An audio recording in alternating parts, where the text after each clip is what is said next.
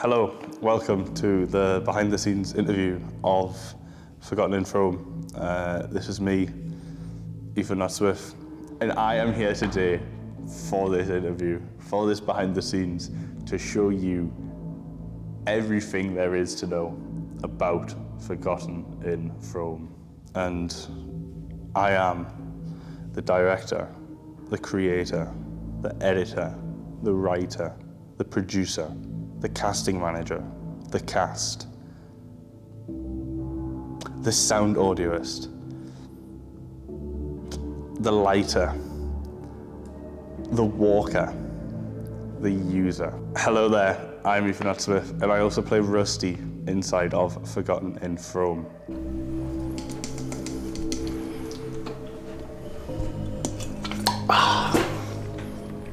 The first question of this Q&A comes from UN South China Sea Water.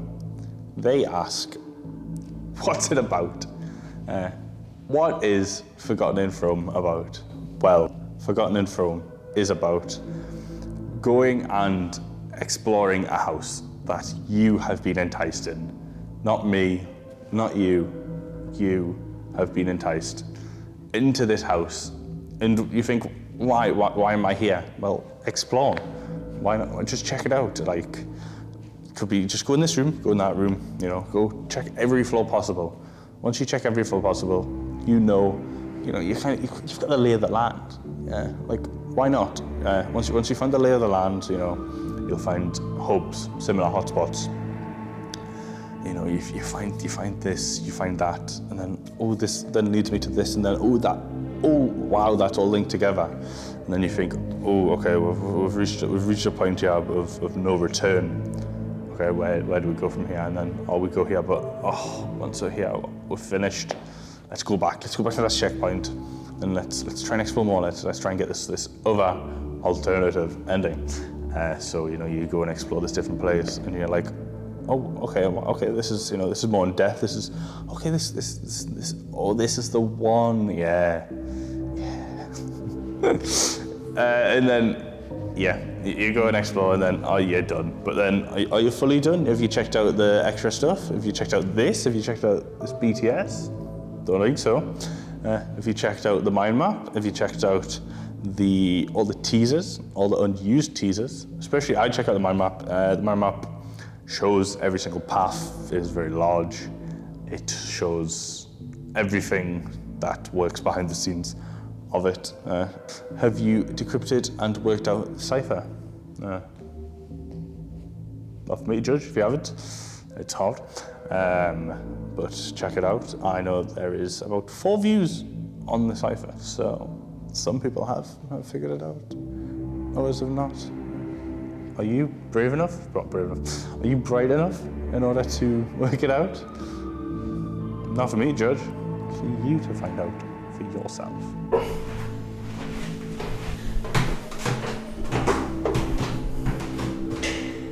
Okay, so this question here comes in from Azure22526, and they ask, what made you create an interactive movie? Well, to be honest, why not? It was a lot of work creating it, but I want to try and stand out from the rest. And it's just kind of, you can't stand out from the rest by doing the norm. You've got to break free. You've got to go away and fly and open the nest. Be that free bird that leaves the nest. Then I always say the early bird gets the worm, and you've got to be ahead of the game, realistically.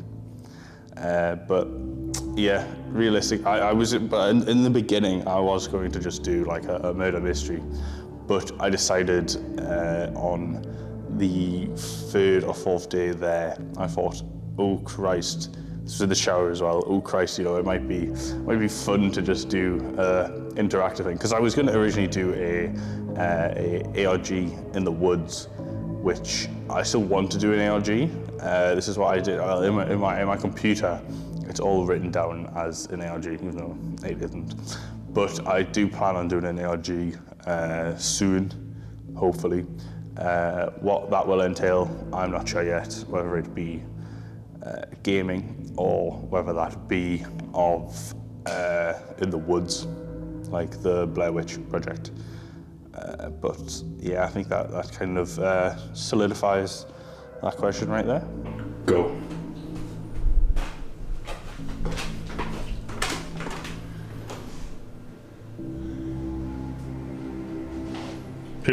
So this next question comes in from Big Ounce, and they ask, why did you go in this route? So what I took from this question is that the route that they meant was interactive movies. I've always been a big fan of choice-based games. I barely play them, but I've seen a lot of playthroughs of them. So these in particular come from, I usually watch YouTubers like Millimeter play the Batman Telltale series. That's one. The Wolf Among Us is a big fan favourite of mine. I really like that, and I'm very much looking forward to the sequel that comes out, hopefully this year.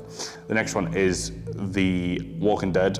I've seen a lot of playthroughs of that, and I really enjoy the storytelling that takes place along that. I've never watched The Walking Dead, but the game is class. Also, something like A Way Out. I watched a playthrough of it years ago, and I only recently played it about last year, and even then it was really enjoyable. I really enjoyed that.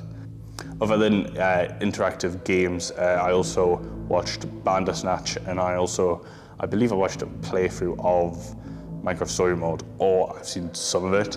But I watched Bandersnatch and I thought, Christ, that is good.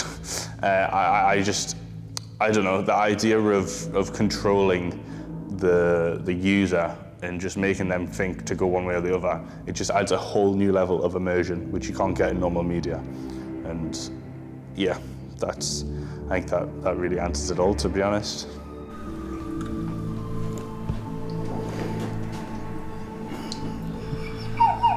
This next question comes in from Gapey Glenlas, and they ask, how much work went into doing the project? So this project was filmed back in July, August 2022, and the original plan, the filming for it took about a day, if that, since it was just one location and it was just me going through the house and doing certain scenarios. But the original planned date for the release of it was going to be October that year. But what you will see when you've played the game, that the dates of release is scattered about a lot. They range from, I believe the start of them was August, and then it goes to October, which is when the first planned date was of release. Then it was going to be released Christmas, so a lot of stuff was released around then. And then finally I agreed on the date of April 28th.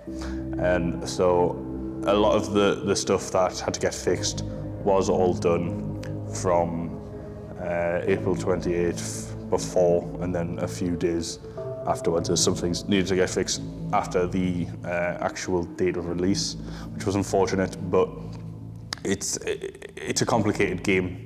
It's a complicated experience to work with.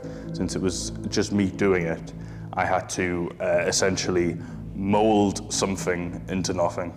It felt impossible. That's why it took so long. It took 9 months in total from idea to release, since the actual idea itself was also expanded on very much in detail when a few days before filming. So, yeah.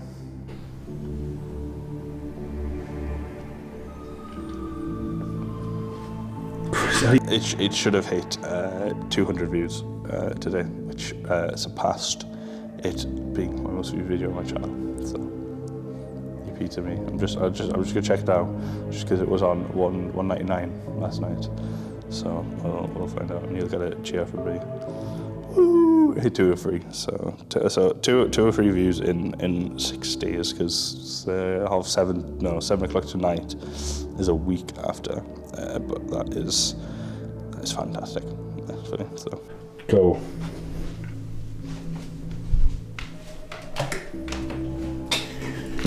So this next question actually comes in from Steve Rogers, Cap, as he's referred to, So he asks, how difficult really was it? So realistically, the difficulty scale came from everything post-filming. The filming was very easy. Like I said, it was just me walking around the house. So that's how easy it was. The actual difficulty came in through pathing and making everything match and everything flow properly. So what you will notice is that the large scale of things by the pathing and the flow state of things, everything was released at a different time, and it was essentially just done through vigorous testing of trying to see which one works, which one doesn't, and how to get from A to Z without breaking the game. But when I had my friends Matthew Nesbitt and Sam Stevenson do the beta test themselves, they broke it instantaneously. Through testing of my own, the game worked fine. But that's because I knew how it worked. I knew the back end of things. I envision that each user would just go through each of the rooms first each time. Like one by one, they'd check out each room and then explore the objective among the room. So when my friends played this, they did quite clearly the opposite of that, which was greatly unfortunate for me because it meant I had to do a lot more pathing and a lot more editing work. But in short, it was me being lazy in the first place, because at first it was just you could go forward, and then if you came back, you'd be on a different timeline completely, which would completely mess things up, like absolutely, to an absolute, which wasn't helpful. It wasn't good in any way. It immediately said to me that, yeah, you need to, hone this in, because you've only realistically got one chance to prove to people, especially if you've been pushing it this much, which I have. You need to show people like it works. Like you're not forced. You're a force to be reckoned with, essentially. But yeah, they broke it literally within. My friend finished it within 10 minutes, and it's 3 times as long as that. And another friend broke it within 5. So yeah, but now it is fixed. Hopefully, I think. I'm 80% sure it's fixed. We bumped it up to about 95. So, yeah. But, yeah. Turn it off, turn the light off. It's going to be a quick thing. What are you doing? Pull that out beforehand. This next question comes in from President Furry. Okay, bit odd name, gonna be honest, right? But they ask, why make a horror thriller film? So, good question. I never really have made a horror thriller before. I've done many different things, such as through uni I've done a lot of like experimental work, which I despise. I hate experimentals completely. I need a story, I need a narrative, and experimentals always push you in not having a narrative, and I despise it completely. But you can't fight the uni for it. So unfortunately, that's how the cookie crumbles. But horror thrillers have always interested me. I am a big fan of Black Mirror, and Black Mirror Bandersnatch was a massive inspiration for this project, especially the monetary side of it, as it made a lot of money and it did very well and kind of put interactive movies on the map for a lot of people. But horror is something that I quite like to do. I like a lot of horror media, such as like FNAF, Five Nights at Freddy's, which is also getting a film coming out this year. But no, I don't know. I like the notion of creating something which can be interpreted many different ways, which can essentially live on by itself.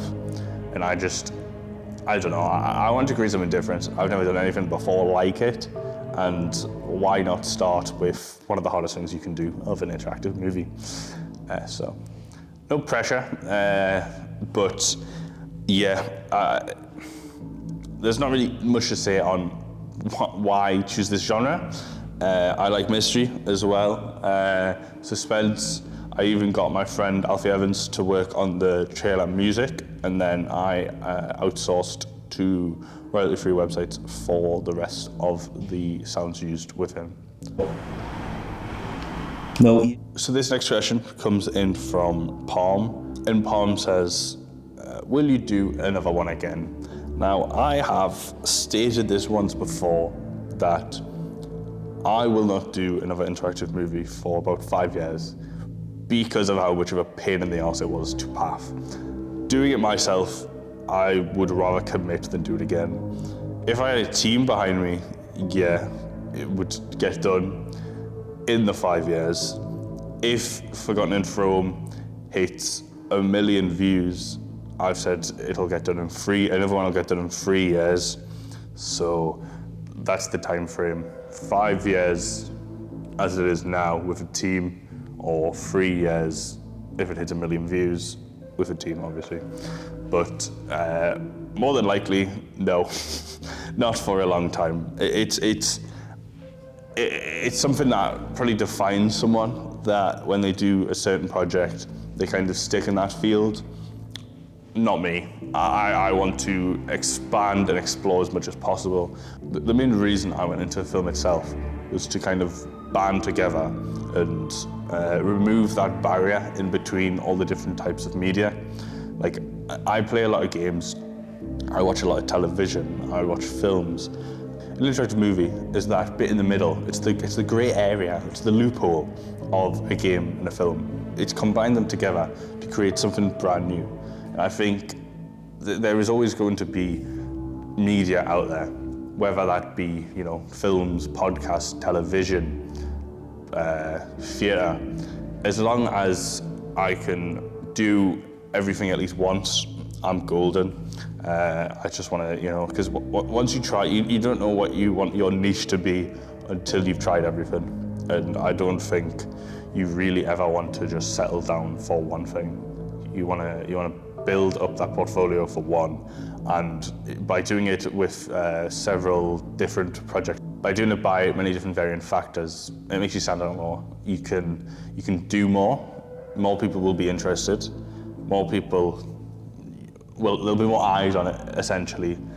More people will probably want to work with you for it. And if you're bringing such different ideas and such varying ideas, you'll stand out from the crowd. Like, you're more than likely to just more people to see your work. Like, when I was at a BFI film festival, like a networking event after it, and during the downtown of it, I went round with my good friend Sam, who's also the cameraman for today, so thank you, Sam. But we went around the BFI and essentially just went around all the booths, talked to different people.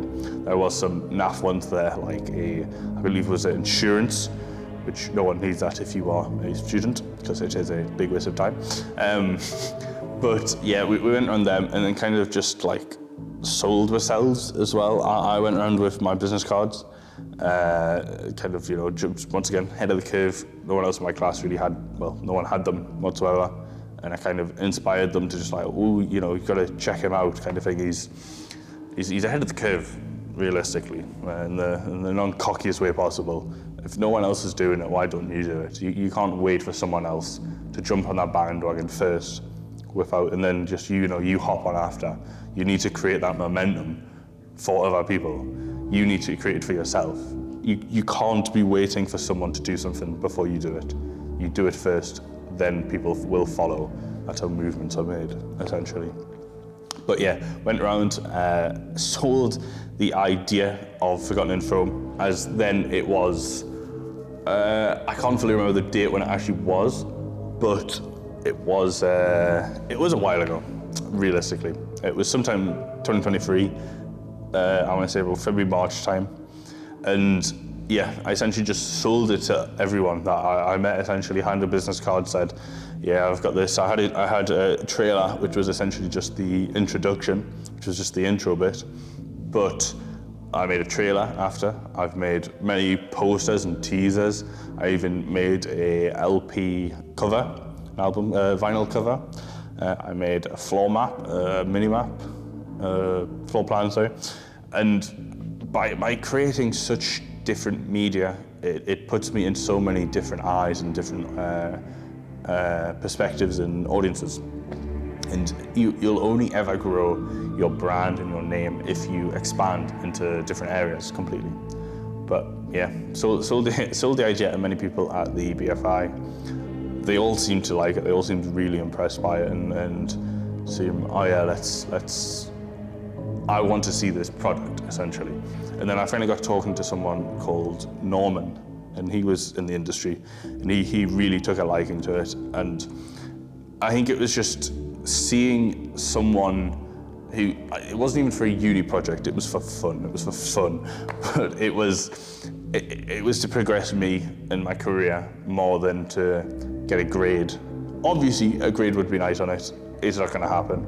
I'm gonna try and get a hypothetical third year dissertation project for it, but it's not gonna mean anything in the end. It's all gonna be hopefully a catalyst for me and my career to just propel.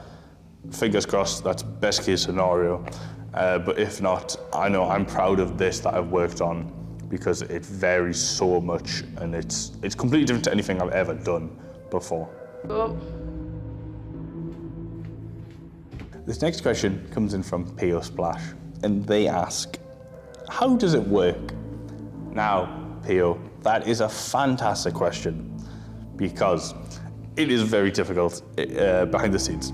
Due to the fact that it's done on limitations such as YouTube rather than an actual game engine such as Unreal or Unity, it meant that it was very difficult to figure out a unique way so that it flowed necessarily and properly. So that one of the big major things for it was being able to go from the intro to the exploration to the narrative, well, the event trigger, to the dialogue linked to that, to the next trigger, and so on and so forth. It was hard, I'm not gonna lie. In the beginning, it was fairly lazy of me to just go here, here, here, here, here, here, and then you just make your way around. But going through doing revisions, essentially you go from here, one place, to a location, and you're still on this same path, the same arc, till you hit the first event. So the first event, spoilers, is the dialogue, is as soon as you meet the people living in the house.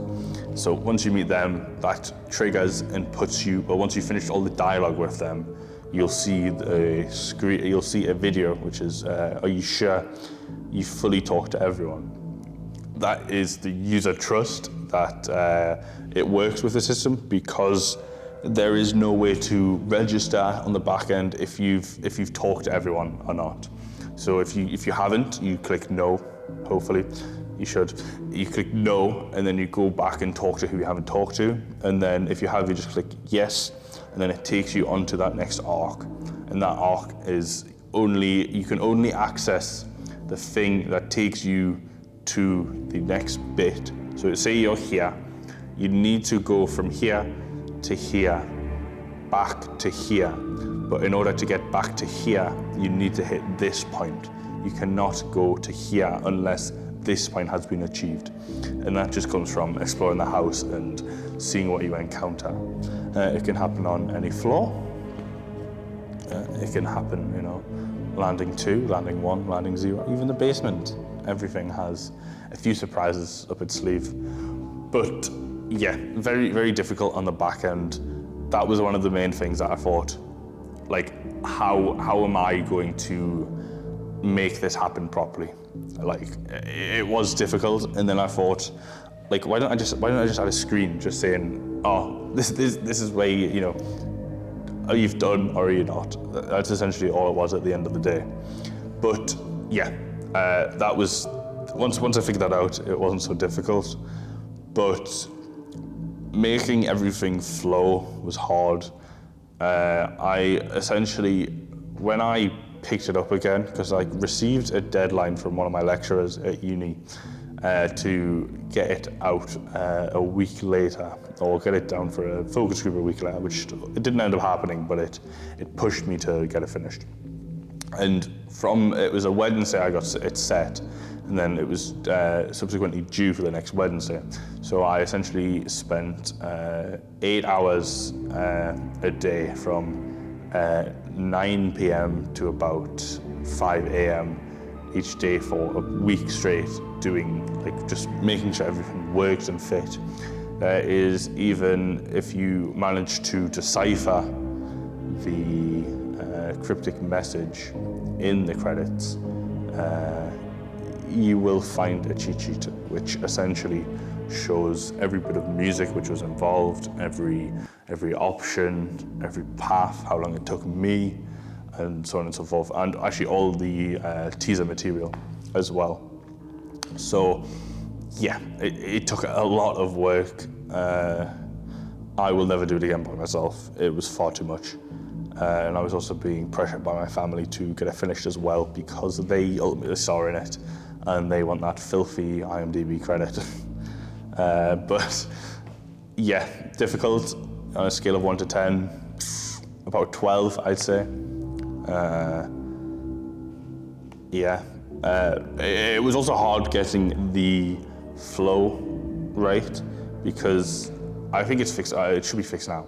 But going from point A to point B, going on that thing where if you go back, you're still on that same arc, and the only thing that triggers it is making it to this event, this event that's happened. But yeah, it works now. So as soon as you hit this event, you're on a different path, which then takes you to the next trigger, and then so on and so forth. I am the sound recordist, the sound editor, the editor, the visual effects artist, the microphone handler, the boomer, the fluffer, the casting manager, the production manager, the crew handler, the food prepper. Okay, so this next question comes in from Jaquavius, or Jaquavia, I don't know how to pronounce it, Jaquavius, if you're French. Jaquavius says this. They say, are there any references or Easter eggs involved? Yes, there is one. Mainly because it was all filmed somewhere I cannot access anymore. And the concept of it was very loose, and the majority, the starting dialogue of one of the dialogues never got used in the end, because it didn't really make sense to the character that I totally developed throughout. But yeah, there's one Easter egg in one of the two endings, and it is a Easter egg linking to previous work. It is just one word. That's all the Easter egg is. I wish I could do more for the Easter egg side of things, but I just never thought about it, to be honest, when I was doing it in the first place. It wasn't a key priority for me. Nowadays, I think Easter eggs first, then story, which isn't good either. But yeah, at the time, it wasn't my number one priority. It would have helped if I did do some, because I only thought last minute to add this one in. It works well in the grand scheme of things.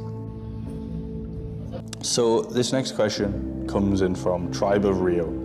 Okay, so they ask, why should you watch it? And fantastic question, because I know in your comment it says you really liked it. So thank you. But why should you watch Forgotten in Frome? Why not? If you've got anything better to do with your time. The first video is a minute long. The longest video is 2 minutes. And that is in one of the two endings, Do you know two endings? That's a game changer nowadays. But yeah, it takes about half an hour to 35 to 30 to 40 minutes to complete. It is very distinctive. It is very iconic. It is different. Why not? Why not check something out? You know, you could be interested in it. I've specifically done a lot of different promotional material, such as free posters. One of the posters was directly influenced and inspired by the old Jurassic Park poster, that first one. The second one was inspired by being interactive. It's a maze, you can get lost, so I designed a maze. And then the last one was to clarify the two different endings that you can get by Uncover the Truth, two question marks, with opposite colours, not clashing colours, but one's red, one's blue, the ultimate decider of X and Y, you know, these two powerhouses come together. Yeah, it is, you know, I'd say it's great, obviously I made it, but why not? If you like stuff like Bandersnatch, if you like, one of the main influences from it was a game called At Dead of Night, and I watched Markiplier play it, and I fell in love with it. I thought it was such a cool concept. My original plan, which didn't end up happening unfortunately, was to do a mix of game engine and like live action. But due to the fact that I never learned game engine, I am planning on learning it over the summer for a different project. But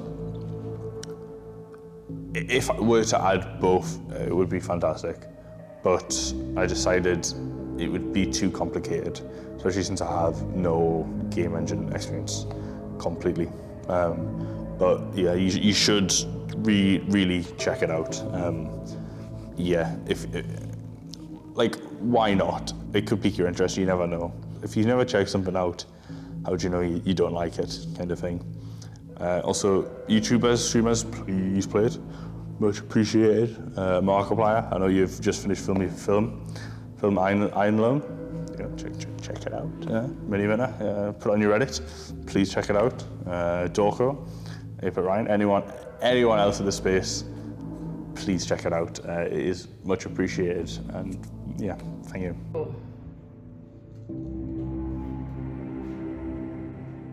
Okay, so where can you check it out? youtube.com/@EthanNotSmith. That's the YouTube channel. Or just type in Ethan Not Smith on YouTube, it comes up. Or type in Forgotten in Frome. So yeah, Forgotten in Frome, check it out everywhere. If you just Google it, it is one of the first things to come up. Whether you click on this video now, the video itself, the experience itself, or the trailer, they all link back to the project itself. Yeah, you can check me out on other social medias, such as Twitter. That my @ is @notsmith. My Instagram is e.notsmith, which is my main use. My TikTok is e.notsmith as well. But yeah, mainly YouTube and Instagram is what I use. But yeah, I wanna thank Sam for being the cameraman today, and for my pre-planning, which took place 10 minutes ago. Thank you very much. Okay, so please make sure to like, comment, and subscribe. Share it around. You never know who's gonna like it. You could share it, and you might absolutely love it. And someone else, some random Joe Blogs might love it. You never know. Send it to Joe Blogs. We all know a Joe Blogs. But yeah, at the end of the day, it's all appreciated. It all helps me, and thank you very much for this today. The basement dweller, the air enthusiast, the asbestos man, the management, the costume management, the house management, the insurance management, So this next question comes in from Anne the Partum.